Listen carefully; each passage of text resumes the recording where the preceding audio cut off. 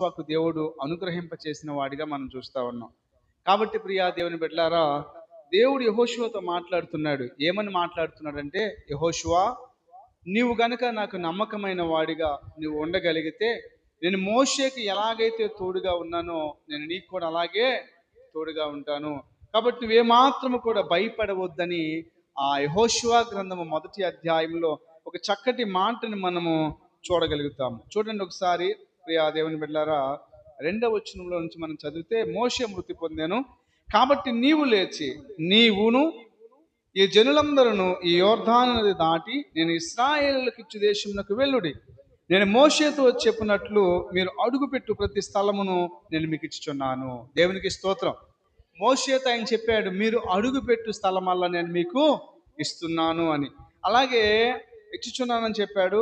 అరణ్యమున ఈ లెబానోను మొదలుకొని మహానది అయినటువంటి యూఫ్రటీస్ నది వరకు, హిత్తీయుల దేశం అంతయు పడమట మహాసముద్రం వరకు మీకు సరిహద్దు. దేవుడు కొన్ని సరిహద్దులను దేవుడు వారికి నియమించాడు. దేవుడు కొన్ని సరిహద్దులను నియమించి, మీరు అడుగుపెట్టిన స్థలాన్ని మొత్తాన్ని కూడా నేను దీవిస్తాను, ఆశీర్వదిస్తాను అని చెప్తూ, నీవు బ్రతుకు దినములన్నీ ఏ మనుషులను ఎదుట నిలవలేకును, నేను మోషేకు తోడైనట్లుగా నీకు కూడా నేను తోడై ఉంటాను. అంటే యెహోషువ ఏ పనిలో ముందుకు వెళ్ళినా, ఏ పని చేద్దామని ముందుకు వెళ్ళినా, దేవుడు చెప్తున్నాడు, నేను మోషేకు తోడై ఉన్నట్లుగా నీకు కూడా నేను తోడై ఉంటాను. ఆటంకంగా నీ ముందు ఏ మనిషి నిలబడాలని చూసినా ఆ మనిషి నిలబడలేడు. ఎందుకనంటే నిన్నంత బలమైన వ్యక్తిగా నేను చేయబోతున్నాను దేవుడు యెహోషువతో వాగ్దానం చేస్తున్నాడు. దేవునికి స్తోత్రం కలుగును గాక. హల్లెలూయా. నువ్వు అడుగుపెట్టి స్థలాన్ని నేను దీవిస్తున్నది నీకు ఇస్తాను. నీ ఎదుట ఏ మనిషి నిలబడలేనంత బలమైన వ్యక్తిగా నేను నిన్ను దీవిస్తానని దేవుడు చెప్తున్నాడు. నేను నీకు తోడుగా ఉంటానంటున్నాడు. అయితే అక్కడ చెప్తున్నాడు, నిన్ను విడువను, నేను ఏ మాత్రము కూడా ఎడబాయను. దేవునికి స్తోత్రం.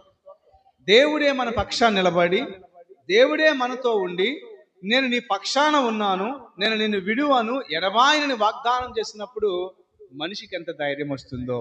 అందుకని ఈ వాగ్దానపు మాటలన్నీ కూడా యెహోషువ తీసుకున్నాడు. ఈ రోజున యెహోషువ రాసిన ఈ గ్రంథంలో ఈ వాక్యాన్ని చదువుతున్నప్పుడు ఇక్కడ రాయబడినటువంటి ప్రతి వాగ్దానము నీకు నాకు కూడా వర్తిస్తుంది. దేవునికి స్తోత్రం కలుగును గాక. హల్లెలూయా. దేవుడు యెహోషువకు ఒక మాట, యాకోబుకు ఒక మాట, యోసేపుకు ఒక మాట దేవుడు చెప్పలేదు. ఆయన చెప్పిన ప్రతి మాట ఆయన అడిగిన వారందరి జీవితాల్లో నెరవేర్చువాడై ఉన్నాడు. దేవునికి స్తోత్రం.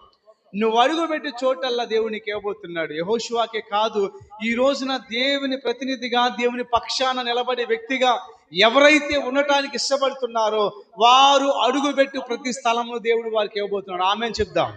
నువ్వు అడుగుపెట్టు ప్రతి స్థలాన్ని దేవునికి ఇవ్వబోతున్నాడు. ఆమేన్ చెప్దాం. ప్రభు అంటున్నాడు, నేను మోషేకు తోడై ఉన్నట్లుగా నీకు కూడా నేను తోడై ఉంటాను. మోషేకు ఎలా దేవుడు తోడున్నాడయ్యా అంటే, అనేకమైన అద్భుత కార్యాలు చేయడానికి, ఆశ్చర్య కార్యాలు చేయడానికి, రాజులు సైతం కూడా భయపడేలాంటి బలమైనటువంటి అనేకమైన సూచక క్రియలు చేయడానికి మోషేకు దేవుడు తోడై ఉన్నాడు.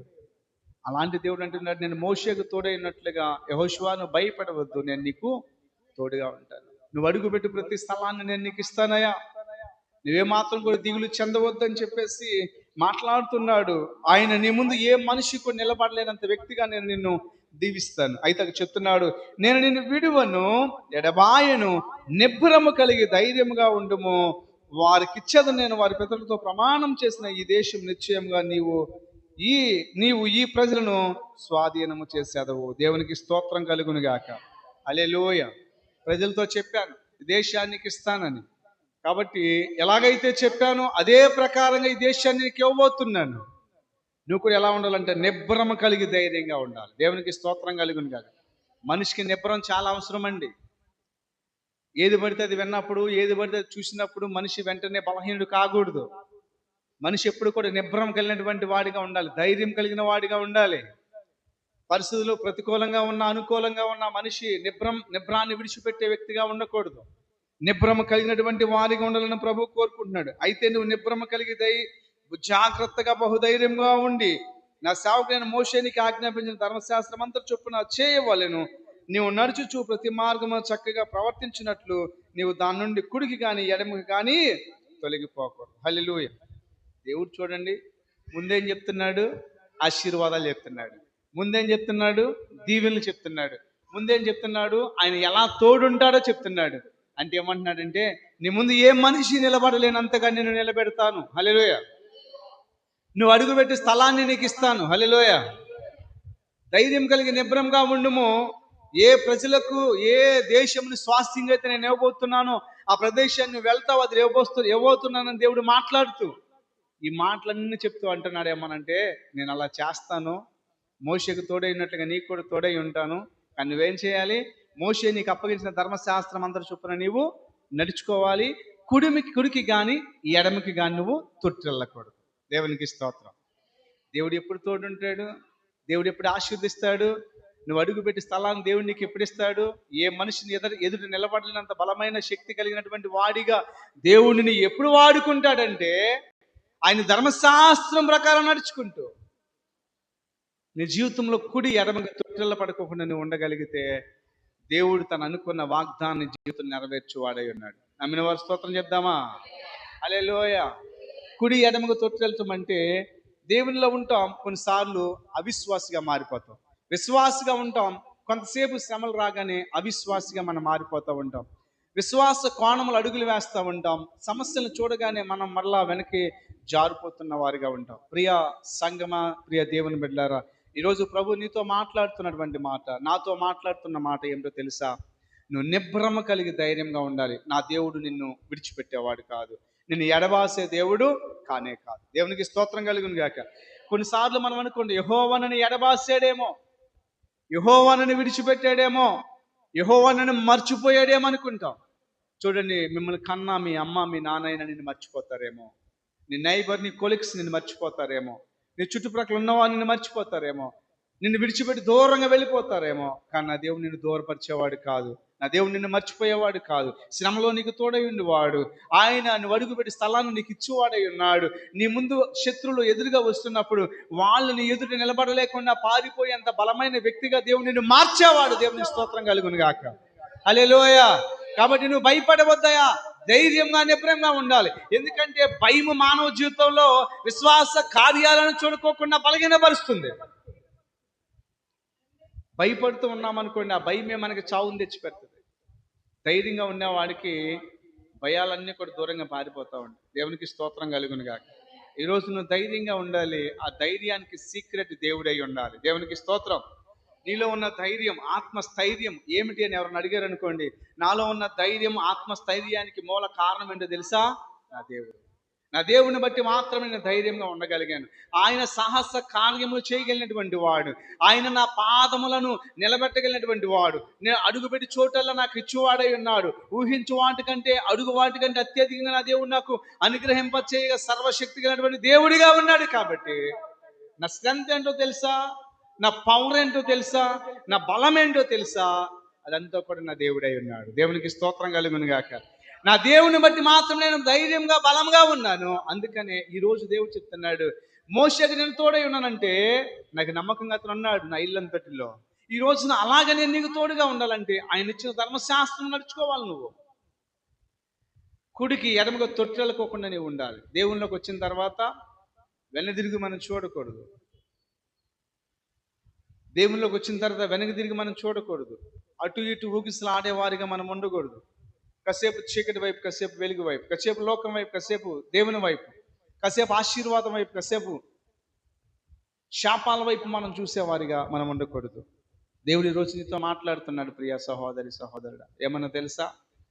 యెహోషువ ఒక నిర్ణయానికి వచ్చాడు. అంత బలమైన ఆశీర్వాదము, అభిషేకము ఆయనకి ఇచ్చాడు కాబట్టే మోషే ప్రజలందరిని ఐగుప్తు నుంచి బయటికి తీసుకురాగలిగాడు. లక్షల మందిని ఆయన తీసుకురాగలిగాడు. కానీ ఏ దేశానికి మిమ్మల్ని నడిపిస్తానని చెప్పాడో ఆ దేశము చూడకోకుండానైనా ఈ లోకాన్ని విడిచిపెట్టేశాడు. దేవునికి స్తోత్రం కలుగును గాక. హల్లెలూయా. నువ్వు వెళ్ళటానికి నీకు సరిపోయినటువంటి పరిస్థితులు లేవు అని దేవుడు చెప్పాడు. కాబట్టి ప్రియా దేవుని బిడ్డలారా, మోషే తను వెళ్ళాలనుకున్న చోటకి వెళ్ళలేదు. కానీ ఆ బాధ్యతను ఇంకా దేవుడు ఎవరికి అప్పగించారా అంటే యెహోషువకు దేవుడు అప్పగించాడు. దేవునికి స్తోత్రం కలుగును గాక. హల్లెలూయా. కాబట్టి ప్రియా దేవుని బిడ్డలారా, చూడండి, కొన్ని సందర్భాల్లో మనం ప్రయాసపడతాం ఏదో చేద్దామని. అవి మన జీవితంలో జరగకపోయినా మనం నిరుత్సాహపడవలసిన పని అయితే లేదు. దేవుడు అనుకున్న పనిని ఆయన తర్వాత ఆ పని ఎవరి ద్వారా ఒకరి ద్వారా జరిగిస్తాడు. పని అయితే పోస్ట్పోన్ చేసే దేవుడు కాదు. ఆయన అనుకున్నది జరిగించకుండా ఆపివేసే దేవుడైతే కాదు. కాలం మనకు వచ్చినప్పుడు మనం ఈ లోకంలో వెడలిపోయినా మనం అనుకున్న దానిని మాత్రం దేవుడు ప్రణాళికను మాత్రం తప్పకుండా నెరవేర్చే దేవుడై ఉన్నాడు. హల్లెలూయ. ప్రజలను విడిపించి విమోచనకరమైన మంచి ప్రదేశం నడిపించాలని దేవుని యొక్క ఉద్దేశంతో మోషేను పంపిస్తే మోషే వెళ్ళలేకపోయాడు. కానీ దాన్ని కంటిన్యూషన్ చేయడానికి దేవుడు యెహోషువను ప్రేరేపించాడు. దేవునికి స్తోత్రం. దేవుని మందిరము కడదామనే ఆలోచన దావీదుకుంది. ఆలోచనతో దావీదు ఉన్నప్పటికీ కూడా దావీదు జీవితంలో అది నెరవేర్చలేకపోయినా తన కుమారుడైన సొలొమోను ద్వారా దేవుడు దాన్ని నెరవేర్చాడు. దేవునికి స్తోత్రం. హల్లెలూయా. అందుకని దేవుడు ఒకవేళ నీ తరంలో ఏమైనా వాగ్దానం ఇచ్చాడు అనుకోండి, నీకు ఒక ఆశ ఉందనుకో, మేము ఎలా ఉండాలనుకుంటున్నాం, మా కుటుంబం ఎలా ఉండాలనుకుంటున్నాం అని నువ్వు ఆశ ఉందనుకో, నీ కుటుంబంలో దాన్ని నువ్వు చూడలేకపోయినా నీ బిడ్డలు దాన్ని అనుభవిస్తారు. దేవునికి స్తోత్రం. నువ్వు చేసే భక్తి నీ జీవితంలో కొన్ని కార్యాలే చేయొచ్చు, కానీ నువ్వు చేసే విశ్వాస మూల పరిమాణం ఉంది చూడండి, నువ్వు దేవుని మీద ఆధారపడే విధానం ఉంది చూడండి, దేవుని మీద ఆనుకునే విధానం ఉంది చూడండి, అది ఏం చేస్తుందంటే నీ జీవిత ప్రయాణము నీ ఆత్మీయ జీవితంలో కొన్ని మేలులే నువ్వు చూడొచ్చు, కానీ దాని ప్రతిఫలం నీ బిడ్డలు అనుభవిస్తారు. దేవునికి స్తోత్రం కలుగును గాక. అంటే నువ్వు విత్తనమును వేసావు, దాని ఫలాలు ఎవరు భుజిస్తారు? నీ పిల్లలు భుజించేవారుగా ఉంటారు. అందుకని ఆత్మీయ జీవితం ఎప్పుడు కూడా బలహీనమైపోయేది కాదు. అది వంశాభివృద్ధి ప్రకారంగా నీవు భక్తి చేస్తే నీ బిడ్డలకు అది దీవెనగా దేవుడు మార్చబోతూ ఉన్నాడు. దేవునికి స్తోత్రం కలుగును గాక. హల్లెలూయా. కాబట్టి ప్రియా దేవుని బిడ్డలు, చాలా మంది చెట్లు నాటుతారు, ఇల్లు కడతారు. దానిలో ఎంతకాలం ఉంటాం? ముసలోళ్ళకి తెలుసు, మహా ఉంటే నేను బతికేది 10 సంవత్సరాలే అని, కొంతమందికి 5 సంవత్సరాలే అని, కొంతమందికి ఒక 20 సంవత్సరాలే నేను బతికేదని తెలుసు. అయినా లక్షల రూపాయలు కట్టి ఇల్లు కడతారు. ఎవరి కోసం? నా జీవితం వెళ్ళిపోయినా నా తర్వాత నా పిల్లలకి ఉండాలనే ఉద్దేశం. హల్లెలూయా. ఒక సామాన్యమైన మనిషిగానే నీ బిడ్డల గురించి ఎంత జాగ్రత్తను కలిగి ఉంటే, ఆయన మాట ప్రకారం వినుకుంటూ ఆయన మాట ప్రకారం నడుచుకునే వారిగా మనం ఉంటే దేవుడు మనకి ఏ మేలు కూడా కొద్దు చేసే దేవుడు కానే కాదు. హల్లెలూయా. హల్లెలూయా. అందుకని దేవుడు మోషేతో చెప్పిన మాట ప్రకారంగా యెహోషువతో కూడా మాట్లాడుతున్నాడు. అప్పుడు యెహోషువ అంటున్నాడు, చాలా జీవితాల్లో ఎన్నో ఎదురు దెబ్బలు తిన్నాడు, ఎన్నో సమస్యలు ఎదుర్కొన్నాడు.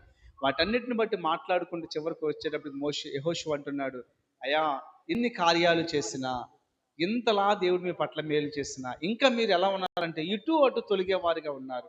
రెండు తలంపుల మధ్యన మీరు ఊగిసలాడుతున్న వారిలా ఉన్నారు. మీరు ఎలా ఉంటారో నాకైతే తెలియదు, కానీ నేను నా కుటుంబం మాత్రం యెహోవానే సేవిస్తాం, యెహోవానే ఆరాధిస్తాం, యెహోవాని మాత్రమే ఘనపరుస్తాం. ఎందుకనంటే ఏమీ లేకుండా ఒంటరిగా ఉన్నప్పుడు నువ్వు అడుగుపెట్టే స్థలాన్ని ఇస్తానని దేవుడు నాకు చెప్పాడు. నిబ్రం కలిగి ఉండమని చెప్పాడు. అలాగే నీ ముందు ఏ మనిషి నిలబడలేనంత అభిషేకం నీకు ఇస్తానని దేవుడు నాతో వాగ్దానం చేశాడు.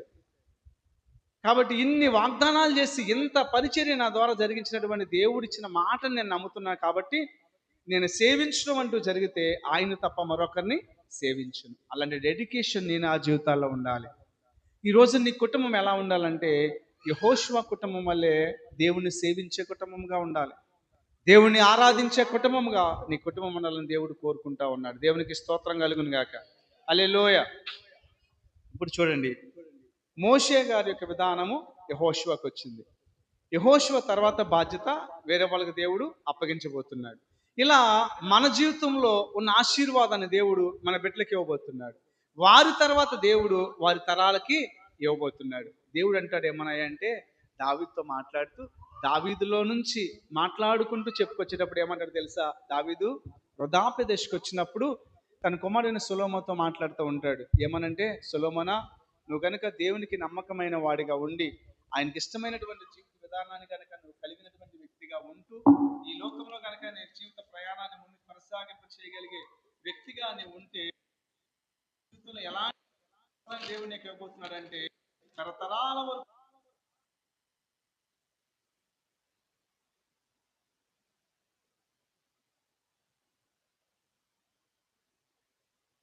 అంతటి ఆశీర్వాదము, అంతటి దీవెన ఏ విధంగా ఆయనకు వస్తుందని మనం కనుక ఆలోచన చేయగలిగితే దేవుడు బలమైనటువంటి అభిషేకంతో ఆయనను దీవించిన వాడిగా మనం చూస్తా ఉన్నాం. దేవునికి స్తోత్రం కలుగును గాక. హల్లెలూయా. హల్లెలూయా. హల్లెలూయా. కాబట్టి ఈ రోజు నేను మీకు మనందరం కూడా బైబిల్లో ఒక మాట చదువుతాం చూడండి. రెండవ రాజుల గ్రంథంలో, రాజుల మొదటి గ్రంథం 2వ అధ్యాయంలో ఇక్కడ దావీదు తన కుమారుడితో చెప్తున్నాడు ఒక మాట. దావీదుకు మరణకాలము సమీపించగా అతడు కుమారుడిని సొలొమోనుకి ఇలాగూ ఆజ్ఞాపించాడు, లోకులందరూ పోవలసిన మార్గంలో నేను కూడా వెళ్ళిపోతున్నానయ్యా, కాబట్టి నువ్వు ధైర్యము తెచ్చుకొని నిబ్బరముగా ఉండాలి. నీ దేవుడిని యెహోవా అప్పగించిన దాన్ని కాపాడి ఆయన మార్గం అనుసరించిన ఎడల నీవు ఏ పని పూనుకున్నా ఎక్కడ తిరిగినా అన్నిటిలో వివేకముగా నువ్వు నడుచుకుంటావు. దేవునికి స్తోత్రం. హల్లెలూయా. మోషే గురించేమో యెహోషువకు దేవుడు చెప్తున్నాడు, మోషేకు తోడున్నట్టుగా నేను నీకు తోడుంటానని. అయితే నువ్వు కూడా ఆయన ఆజ్ఞలను అనుసరించాలని యెహోషువకు చెప్తున్నాడు. దావీదు ఏమంటున్నాడయ్యా అంటే, అందరూ వెళ్ళిపోయే దారిలో నేనే వెళ్ళిపోతున్నాను రా, నీవు కూడా ఈ లోకంలో ఎలా ఉండాలంటే నీవు కూడా ధైర్యంగా ఉండాలి, నిబ్రం కలిగి ఉండాలి. నీ దేవుడైన యెహోవా అప్పగించిన దాన్ని నువ్వు చాలా జాగ్రత్తగా కాపాడుకోవాలి. దేవుడు మనకిచ్చినటువంటి దాన్ని చాలా జాగ్రత్తగా కాపాడుకోవాలి. హల్లెలూయ. దేవుడు మనకిచ్చిన దాన్ని చాలా జాగ్రత్తగా కాపాడుకోవాలి. ఏమిచ్చాడు దేవుడు మనకి? అమ్మ మిమ్మల్ని అడుగుతున్నా, దేవుడు ఏమిచ్చాడు మీకు? ఏమిచ్చాడయ్యా? ఏమీ లేదు, ఆ తాటకిల్లు తప్ప మాకేమీ లేదు, లోన్లో తెచ్చుకున్న కట్టుకున్న ఆ ఇల్లు తప్ప మాకేమీ లేదు. అంతేనా దేవుడు మాకు ఇచ్చింది? హల్లెలూయ. అంతేనా దేవుడు నీకు ఇచ్చింది? దేవుడు నీకు ఇచ్చింది అంతేనా? హల్లెలూయ. దేవుడు ఏమిచ్చాడు? ఏమిచ్చాడు? అసలు లోకంలో ఉన్నాయి అనుభవించడానికి ఇచ్చినా ఇగిపోయినా నువ్వు బ్రతుకున్నావు, నువ్వు బ్రతుకుతున్నావు, ఆ దేవుడు ఇచ్చింది. హల్లెలూయ. నీ గుండె కొట్టుకుంటుంది, ఆ దేవుడు నీకు ఇచ్చిన గొప్ప భాగ్యం. నీ కిడ్నీ పనిచేస్తుంది, దేవుడు ఇచ్చిన భాగ్యం. నిన్ను గిచ్చిన వెంటనే నీ సిగ్నల్ ఏంది, బ్రెయిన్ పనిచేస్తుంది, దేవుడు నీకు ఇచ్చిన గొప్ప భాగ్యం. ఆస్తి అంతస్తుల కంటే నీకు ప్రాణాన్ని ఇచ్చిన దేవుడు గొప్పతనం చేస్తున్నాడు. హల్లెలూయ. నీకు ప్రాణభిక్ష పెట్టాడు. ఈ లోకంలో ఆక్సిజన్తో బతికేవాళ్ళు కొంతమంది, అర్ధాయుష్తో బతికేవాళ్ళు కొంతమంది, కొట్టిమిట్టాడుతో బతికేవాళ్ళు కొంతమంది, అయితే ఆరోగ్యంగా ఉండే కృప దేవునికి ఇచ్చాడు. అందుని బట్టి దేవుడి నామాన్ని చప్పడగొట్టి దేవుడి నామాన్ని మహింపడతాం. హల్లెలూయ. హల్లెలూయ. దేవునికి ఏమైతే ఇచ్చాడో దాన్ని నువ్వు చాలా జాగ్రత్తగా చూసుకోవాలి.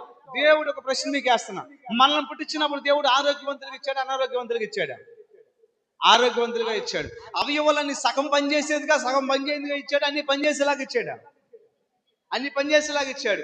పనిచేసేలాగా ఇచ్చినటువంటి వాటిని, ఆరోగ్యంగా ఇచ్చిన వాటిని మనము చేసే పిచ్చ పనుల వల్ల, మనం చేసే కొన్ని మన ఇష్టమైన పనుల వల్ల దాన్ని పాడు చేసుకుంటాం. దేవునికి స్తోత్రం కలుగును గాక. హల్లెలూయ.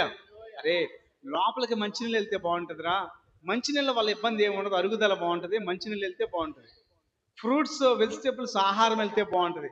దేవుడు మంచి వెళ్ళే వాటికి కొన్ని నియమించాడు. వాటిని తీసుకుంటే మీ పేగులు బాగుంటాయి, మీ లివర్ బాగుంటుంది, మీ కిడ్నీ బాగుంటుంది అని దేవుడు చెప్పి ఫ్రూట్స్, నీటిని, కావలసినటువంటి జ్యూసులు దేవుడు మనకిస్తే మనం ఏం చేస్తున్నామంటే, దేవుడిచ్చిన దాన్ని కాపాడుకోలేక మనం ఏం చేస్తున్నామంటే ఎల్లగానే బెజ్జాలు పడిపోయి దాన్ని నోట్లో తాగుతున్నాం. దేవునికి స్తోత్రం.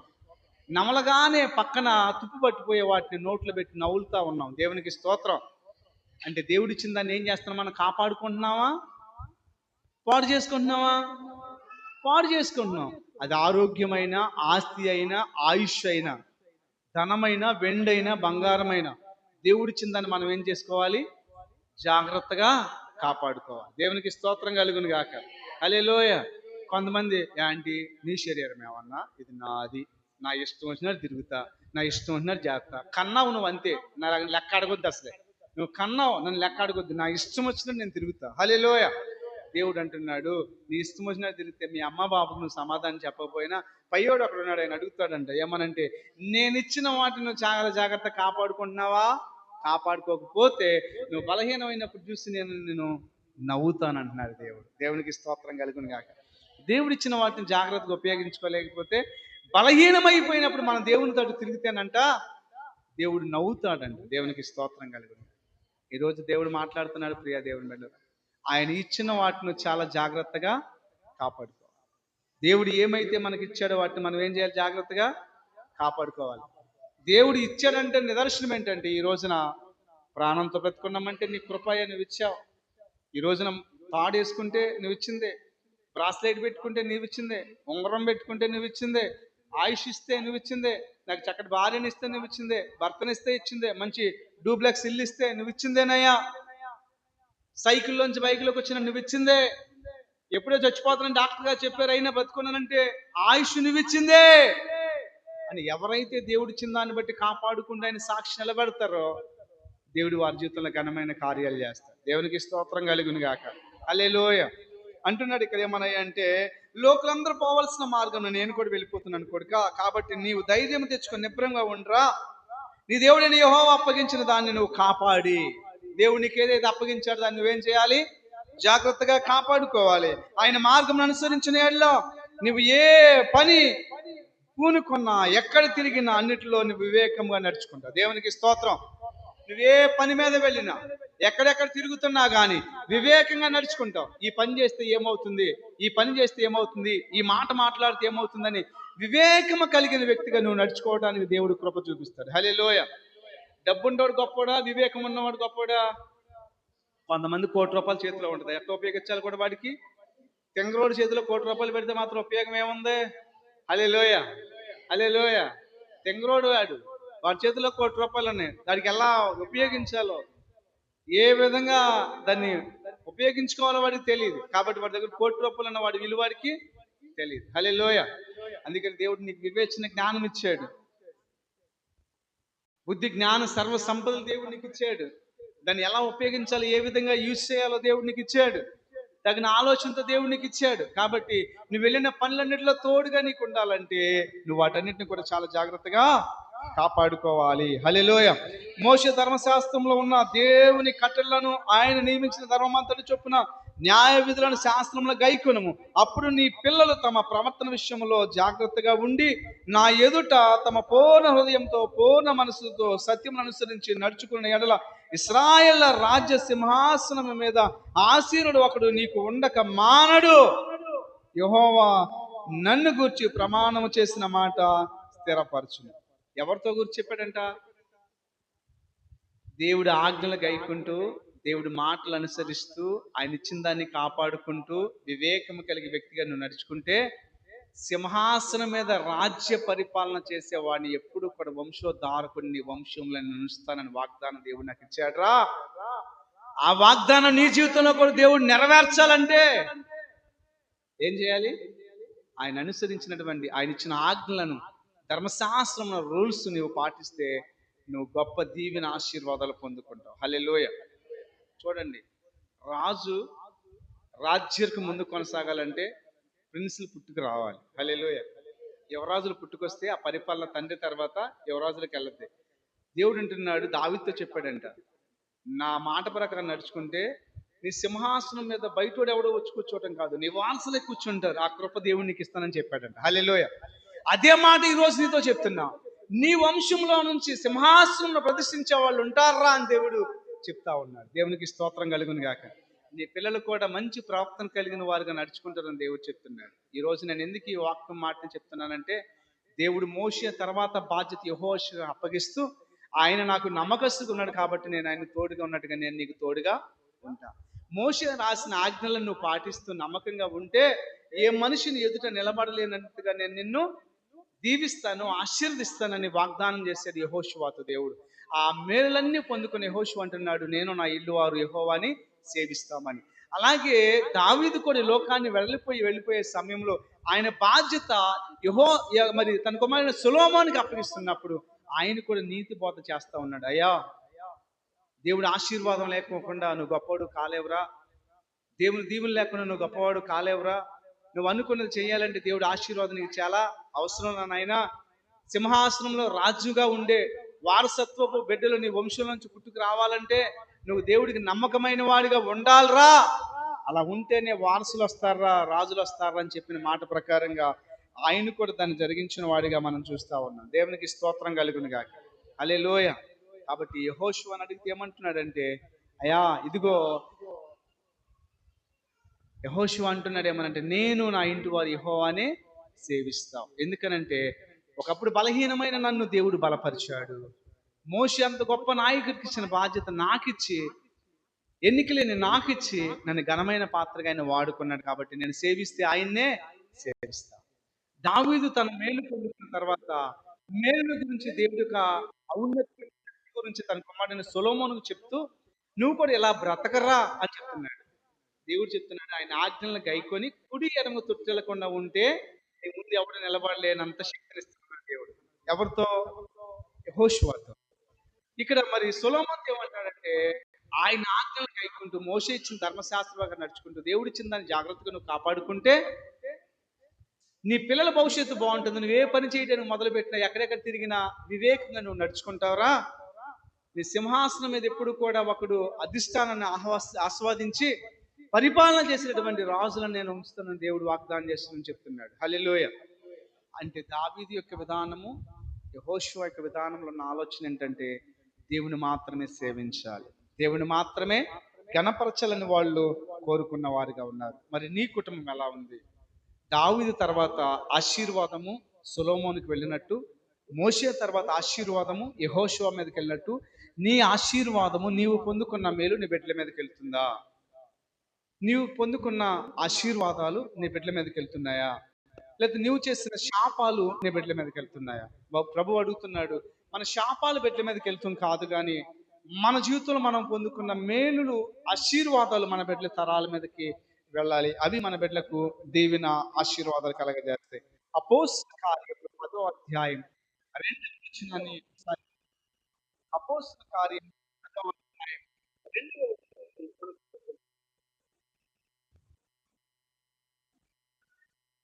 ఆ, ఆ, ఆ. దేవునికి స్తోత్రం కలుగును గాక. ఇక్కడ మన బైబిల్లో చదువుతూ ఉన్నాం, కొర్నేలి అనేటటువంటి ఒక వ్యక్తి ఉన్నాడు. ఈ కొర్నేలి కూడా ఎలాంటి వాడే అంటే దావీదు వలె యెహోషువ వలె ప్రార్థనా జీవితాన్ని కలిగిన వాడే. తను ఒక్కడే ప్రార్థనా జీవితాన్ని కలిగిన వాడు కాదు, కానీ తన కుటుంబం వారంతా కూడా కలిసి యెహోవాని మరి సేవించేవారిగా, యెహోవా యందు భయభక్తులు కలిగినటువంటి వారిగా వారి కుటుంబం ఉందంట. దేవునికి స్తోత్రం కలుగును గాక. ఈ రోజున నీ కుటుంబం నా కుటుంబం ఎలా ఉండాలి అంటే, కొర్నేలి అంటే దేవుడు అంటే భయము భక్తి కలిగినటువంటి కుటుంబాలుగా మన కుటుంబాలు ఉండాలి. అనేక మందికి దానా ధర్మాలు చేయగలిగే కుటుంబంగా మన కుటుంబాలు ఉండాలి. మన కలిగిన దానిలో దిక్కులేని వారికి కొంత మన సహాయం చేయగలిగే కుటుంబాలుగా మన కుటుంబాలు ఉండాలి. చూడండి, ఎక్కువ శాతం ప్రార్థన అనుభవం కలిగినటువంటి కుటుంబాలుగా మన కుటుంబాలు ఉండాలి. దేవునికి స్తోత్రం కలుగును గాక. హల్లెలూయా, హల్లెలూయా. ఈరోజు ప్రియా దేవుని బిడ్డలారా, మీతో నేను మాట్లాడుతున్నటువంటి ఈ మాటను కనుక మనం చదవగలిగితే, గుర్తు చేసుకోగలిగితే, కొర్నేలి లాంటి ప్రార్థనా జీవితాన్ని మనం కూడా కలిగి ఉండాలి. అలాంటి భక్తి జీవితాన్ని మనం కూడా కలిగి ఉన్న వారికి ఉండాలని ప్రభు ఎంతైనా కోరుకుంటూ ఉన్నాడు. దేవునికి స్తోత్రం కలుగును గాక. హల్లెలూయా, హల్లెలూయా. ఇతను ఎంత గొప్పవాడే అంటే కొర్నేలి తన ఇంటి వారందరితో కూడా యెహోవా యందు భయభక్తులు కలిగినటువంటి వాడిగా ఉంటూ దేవునికి ఎల్లప్పుడూ కూడా ప్రార్థన చేస్తూ బహు ధర్మ కార్యాలు చేస్తూ ఉన్నటువంటి వాడంట. హల్లెలూయా. అనేక మందికి ధర్మాలు చేసేవాడు, దానాలు చేసేవాడు, భక్తి కలిగినటువంటి వాడు. కానీ భయం ఉంది, భక్తి ఉంది, దాన ధర్మాలు చేసే మంచి కార్యాలు ఉన్నాయి, కానీ కొర్నేలికి ఏమీ లేదంటే రక్షణ లేదు. దేవునికి స్తోత్రం కలుగునుగా. రక్షణ లేనటువంటి వాడిగా, మారు మనసు లేని వాడిగా, బాప్తిసం లేనటువంటి వాడిగా కొర్నేలి ఉన్నాడు. కాబట్టి ఇలాంటి కొర్నేలి దేవుని దృష్టికి మంచివాడే, దేవుని దృష్టికి యథార్థవంతుడే, దేవుని దృష్టికి ఆయన చేసే భక్తి నచ్చుతుంది, ఆయన కలిగి ఉన్న భయం నచ్చుతుంది, దాన ధర్మ కార్యాలు నచ్చుతున్నాయి, తన కుటుంబం అంతా దేవుని సేవించే విధానం నచ్చుతుంది. అయితే ఆ కుటుంబానికి తనకేం లేదు, రక్షణ లేదు. అందుకని రక్షణ బాప్తిసం కావాలి. కాబట్టి ఇలాంటి వ్యక్తిని నేను కాపాడిపోతే బాగోదన్న విషయాన్ని గమనించి దేవుడు ఒక వ్యక్తిని పంపించి ఆయన మారు మనసు పొందుకోవడానికి, రక్షణ పొందుకోవడానికి కావలసినటువంటి మాటలు హెచ్చరిక తెలియచేసి ఆయన దేవుని బిడ్డగా మార్చుకోవటానికి దేవుడు ఇష్టపడ్డాడు. దేవునికి స్తోత్రం కలుగును గాక. హల్లెలూయా. మనం కలిగి ఉన్న దాన ధర్మాల కంటే, ఆస్తి పాస్తుల కంటే, యెహోవా యందు భయభక్తులు కలిగి ఉండటం కంటే కూడా దేవుడు దేన్ని బట్టి ఎక్కువగా ఇష్టపడతాడా అంటే ఆయన సన్నిధిలో మనము రక్షించబడాలని, మారు మనసు పొందుకున్న వ్యక్తిగా మనం ఉండాలని దేవుడు ఎంతగానో ఆశపడతా ఉన్నాడు. దేవునికి స్తోత్రం కలుగును గాక. చూడండి, అదే అధ్యాయంలో మరి 12వ వచనాన్ని మనం చదువుకుందాం. చూడండి ఒకసారి. అపోస్తల కార్యములు 10వ అధ్యాయము 11వ అధ్యాయము 12వ వచనం.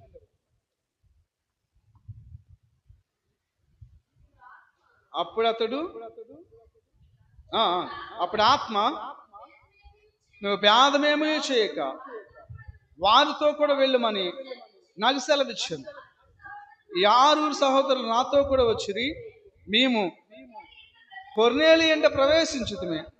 ఆ ఆ ఆ పేతురు అని మారు పేరు గల సీమోను పిలిపించుము.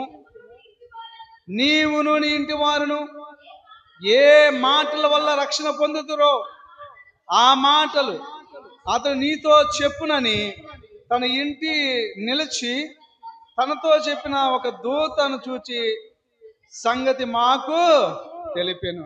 నేను మాటలాడుటకు ప్రారంభించినప్పుడు పరిశుద్ధాత్మ మొదట తన మీదకి దిగిన ప్రకారము వారి మీదకి కూడా దిగి నిలిచాను. అప్పుడు యోహాను నీళ్లతో బాప్తిజం ఇచ్చిన గాని మీరు పరిశుద్ధాత్మలో బాప్తిస్మ పొందుదురని ప్రభువు చెప్పిన మాట నేను జ్ఞాపకం చేసుకుంటుంది. దేవునికి స్తోత్రం కలుగును గాక.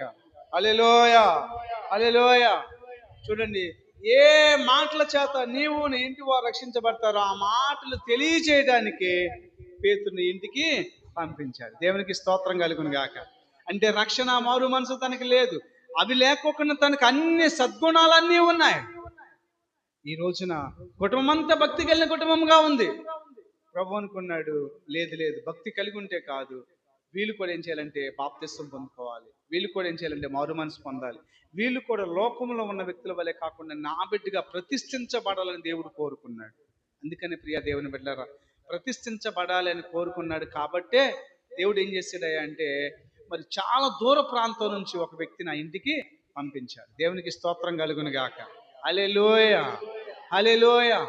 కొర్నేలి కుటుంబంలో ఏముందంటే దేవుడు అంటే భయం భక్తి కలిగి ప్రార్థన చేసే విధానాన్ని వాళ్ళు కలిగి ఉన్నారు. ఈ రోజు నా జీవితాల్లో కూడా దేవుని ఆశీర్వాదం కలిగిన వ్యక్తులుగా మనం ఉంటే మన కుటుంబాలు బహుగా దీవించబడతాయి, బహుగా ఆశీర్వదించబడతాయి. దేవునికి స్తోత్రం కలుగును గాక.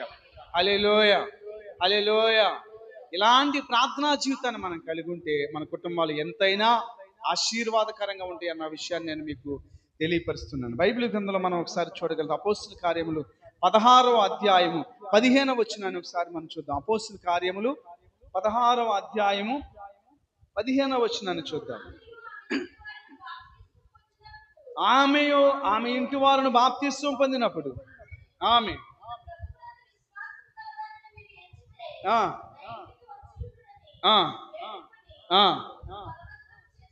దేవునికి స్తోత్రం. హల్లెలూయా. అప్పుడు లూదియా నేను దైవభక్తి కలిగినటువంటి స్త్రీ వినుచుండాను. ఆమె ఉదారంగా కొన్ని అమ్ముకొంచు తుయితైద్ర పట్టణస్థురాలు. ప్రభు ఆమె హృదయమును తెరచును గనుక పౌలు చెప్పిన మాటలు ఎందామే లక్ష్యముంచు. హల్లెలూయా. పౌలు గారు దేవుని ఆత్మ చేత ప్రేరేపించబడి వాక్య ప్రకటన చేస్తున్నప్పుడు జనులందరూ చాలా మంది వాక్యాన్ని వింటా ఉన్నారు. కానీ పౌలు చెప్పినటువంటి వాక్యము బోధ మీద లూదియా అనేటటువంటి ఒక వ్యక్తి దేవుని వాక్యాన్ని శ్రద్ధగా వింటా ఉందంట. ఎప్పుడైతే దేవుని వాక్యాన్ని మనస్ఫూర్తిగా వినటానికి లూదియా ఇష్టపడిందో ఆ వినే వాక్యాన్ని బట్టి దేవుడు ఆమె హృదయాన్ని తెరిచాడంట. పశ్చాత్తాపమైన మనసు ఇచ్చాడంట. పాప క్షమాపణ కలగజేసాడంట. పరిశుద్ధాత్మతో నింపబడిన దేవుని సన్నిధిలో ప్రార్థన చేస్తూ ఉంటే ఆ ప్రార్థన చేసేదాన్ని బట్టి మనసు మార్చుకోవడాన్ని బట్టి ఆమె బాప్తిస్వం పొందుకుందంట. దేవునికి స్తోత్రం కలుగును గాక. హల్లెలూయా. పొందుకున్న తర్వాత వారిని అంటుంది, అయ్యా నేను కూడా రక్షించబడ్డదాన్ని మీ మనసు కనిపిస్తే నా ఇంటికి వచ్చి బస్ చేయండి. ఈ రోజున లూదియా కుటుంబం వాళ్ళే వాక్యాన్ని అంగీకరించే మనసు, వాక్యం వింటున్నప్పుడు వాక్యాన్ని బట్టి నీ యొక్క విధానాన్ని సరిచేసుకునే మనసు నువ్వు కలిగి ఉంటే నీకు రక్షణ మారు మనసు దేవుడు ఇవ్వటానికి ఆశపడుతూ ఉన్నవాడిగా ఉన్నాడు. దేవునికి స్తోత్రం కలుగును గాక. హల్లెలూయా, హల్లెలూయా. కాబట్టి లూదియా కుటుంబం వల్లే నీవు ఎలా ఉండాలంటే బాప్తిస్వం పొందుకున్న కుటుంబం వల్లే ఉండాలి. అపోస్తల కార్యం 16:31 వచనంలో చూస్తే జైలు అధికారి అడుగుతున్నాడు, ఆయన ఇల్లు కూడా ఎలా ఉన్నాయి అంటే జైలే ఆయనకి ఇల్లులా ఉంది, అక్కడే ఉంటున్నారు కుటుంబం అంతా కూడా కలిసి. కాబట్టి ప్రియా దేవుని బిడ్డలారా, అర్ధరాత్రి పూట పౌలు శీల కలిసి దేవుని నామాన్ని స్తుతిస్తూ ఉంటే గదుల్లో ఉన్నవారు పిచ్చవాళ్ళగా చూస్తున్నారు. అరే ఎవడన్నా బాధల్లో ఉన్నప్పుడు పాటలు పాడతాడా, ఆరాధిస్తూ ఉంటారా? మనం నొప్పులతో అమ్మో నయ్యో అమ్మో నాయనో అని ఏడుస్తూ ఉంటే వాళ్ళేంట్రా దెబ్బలంతా ఒళ్ళంతా ఓనం అయిపోయినా కానీ పాటలు పాడుతున్నారని వాళ్ళు పిచ్చోళ్ళలాగా చూస్తూ ఉన్నారంట. పాటలు పాడుతూ దేవుని నామాన్ని స్తుతిస్తూ ఉండగా పరలోకపు మహిమ అగ్ని దిగి వచ్చి ఆ యొక్క చెరసాలు పునాదులన్నీ కూడా ఎక్కడెక్కడే బ్రేక్ అయిపోయినాయి అంట, కదిలిపోయినాయి అంట. లోపల ఉన్న దొంగలందరూ కూడా భయాందోళకమైన స్థితిలోకి వచ్చారంట. ఎందుకు ఇలా జరిగిందని ఆలోచిస్తే వాళ్ళందరూ కొంతమంది వెళ్ళిపోతూ ఉన్నారు, దొంగలందరూ చూస్తూ ఉన్నారు. అలాగే లోపల ఉన్నటువంటి పౌలు శీలకు కూడా వెళ్ళిపోవడానికి అవకాశాలు ఉన్నా కానీ వాళ్ళు పారిపోతున్నారేమోనని కత్తి తీసుకొని పొడుచుకోపోయాడంటే జైలు అధికారి. అప్పుడు అన్నాడు, అయ్యా మీరు ఎలాంటి హాని చేసుకోవాలి, మేము ఎక్కడికి కూడా వెళ్ళాం, మేము ఇక్కడే ఉంటాం, నువ్వు భయపడవద్దని చెప్పారంట. ఇంత మహత్కార్యం ఎలా జరిగిందంటే మేము ఆరాధిస్తున్న దేవుడు పాటలతో స్తుతిస్తూ ఆయన నామాన్ని కొనియాడుతూ ఉంటే మా దేవుడు చలనం లేనివాడు కాదు, చూస్తూ ఊరుకునే దేవుడు కానే కాదు. మా కొరకు తన మహిమను పంపించే మా దేవుడు గొప్ప దేవుడు. అంటే ఆయన గురించి మరి నేను ఎలా తెలుసుకోవాలి, నేను ఎలా రక్షించబడాలని అడిగితే ఆ రాత్రి షార్ట్ మెసేజ్ వాళ్ళకి ఇచ్చారంట. ఆ మెసేజ్ పొందుకున్న జైలు అధికారి తన కుటుంబము ఆ రాత్రి రక్షించబడ్డారంట. దేవునికి స్తోత్రం. ఈరోజు దేవుడు నీతో మాట్లాడుతున్నాడు. నీవు కూడా రక్షించబడుతున్నావా? జైలు అధికారి రక్షించబడటానికి ఎంతో కాల సుదీర్ఘమైన స్థితి తనకు అవసరం లేకుండా పోయింది. మరలా అవకాశం ఉంటుందో ఉండదో, ఈ ఊరోళ్ళని బతకనిస్తారో లేదోనని రాత్రికి రాత్రే బాప్తిస్వం పొందుకున్నాడు. దేవునికి స్తోత్రం. హల్లెలూయా.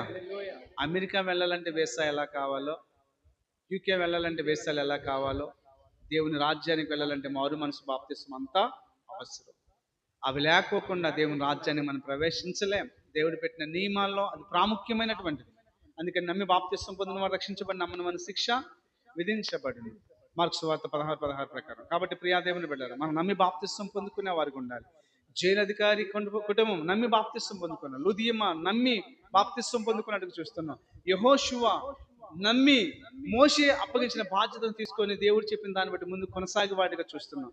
అలాగే సొలొమోను తన తండ్రి అయినటువంటి దావీదు అప్పగించిన దాన్ని అనుసరిస్తూ మోషే ఇచ్చిన ధర్మశాస్త్రం నడుచుకుంటూ తన భవిష్యత్ కాలంలో దేవుని ఎదుట ఒక మంచి యోధుడిగా, అతను మించిన జ్ఞానవంతుడు ఇంకొకడు లేడు అనే లాంటి ఆశీర్వాదంతో సొలొమోను దీవించబడ్డాడు. నీ ఎదుట నిలవలేరు ఎవరు అనేలాగా యెహోషువ దీవించబడ్డాడు. కారణం ఏంటో తెలుసా? దేవుని సేవించటం, దేవుని గణపరచడం, కుటుంబం అంతా దేవుని ఆరాధించడానికి వారు ఇష్టపడ్డారు. కాబట్టి వారి కుటుంబాలు దీవించబడ్డాయి. ఈ రోజున నీ కుటుంబం లూదియా కుటుంబం వలె బాప్తిస్వం పొందిన కుటుంబంగా ఉందా?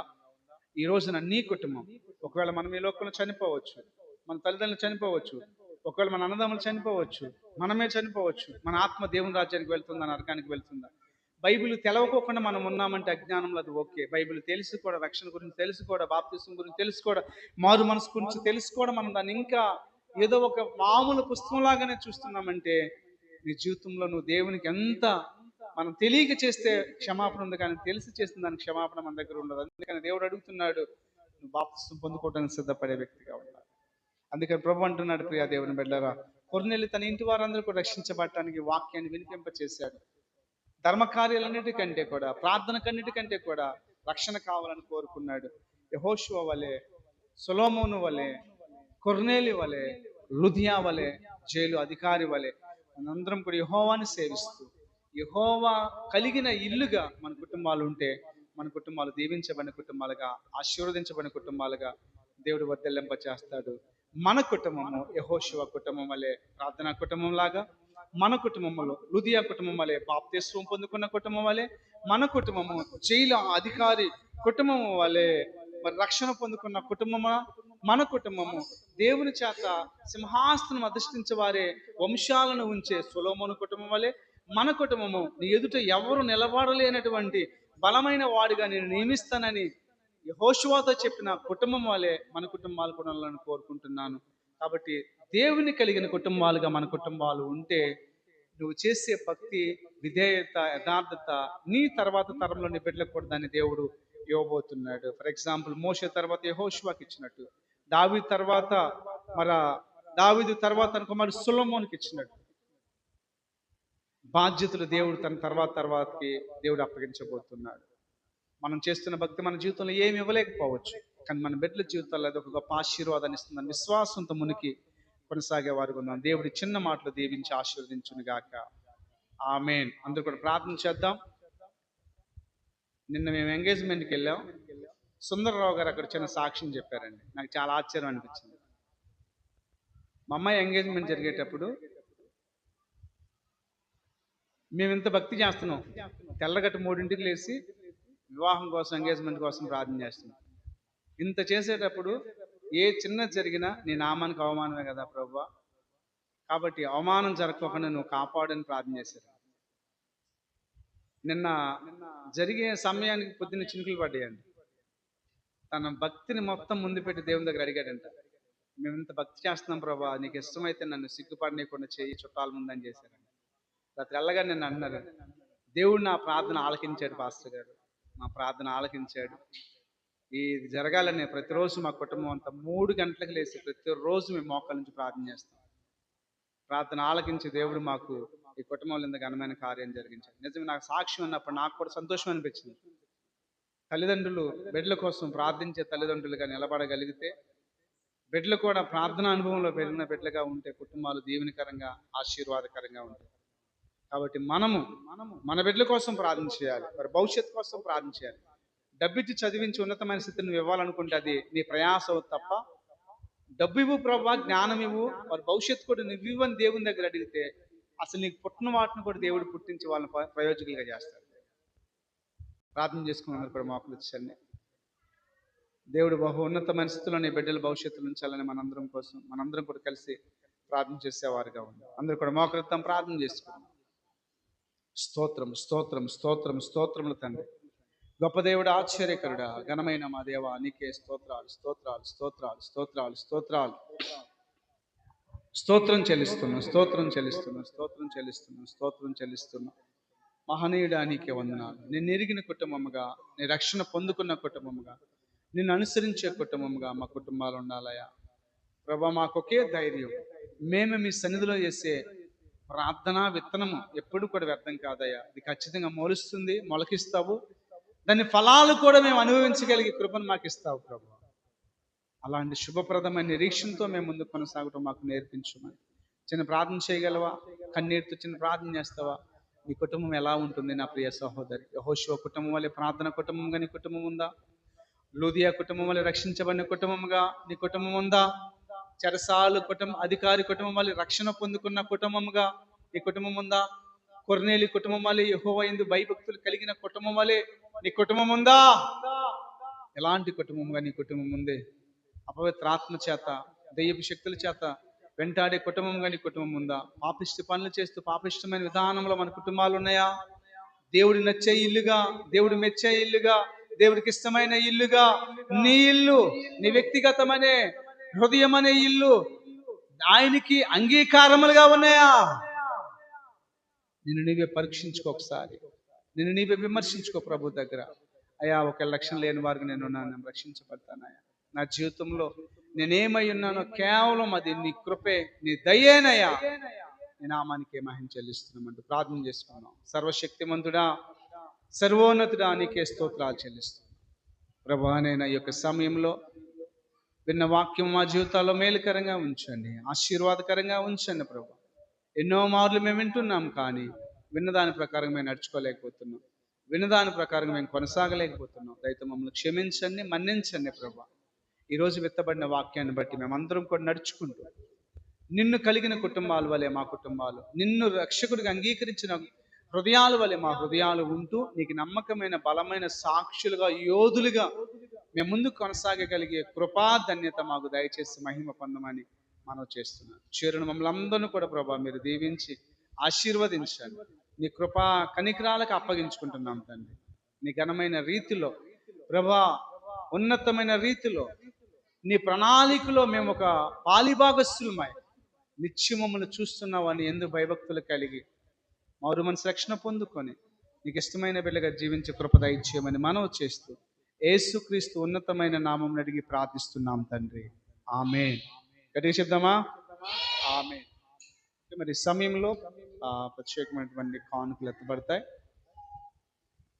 అందరూ కూడా మరి బిడ్డల కోసం, మీ కుటుంబాల కోసం దేవుని దగ్గర ప్రార్థన చేయండి, దేవుడిని అడగండి, దేవుని ద్వారా మేలు పొందండి. దేవుడి మాటలు దీవించును గాక.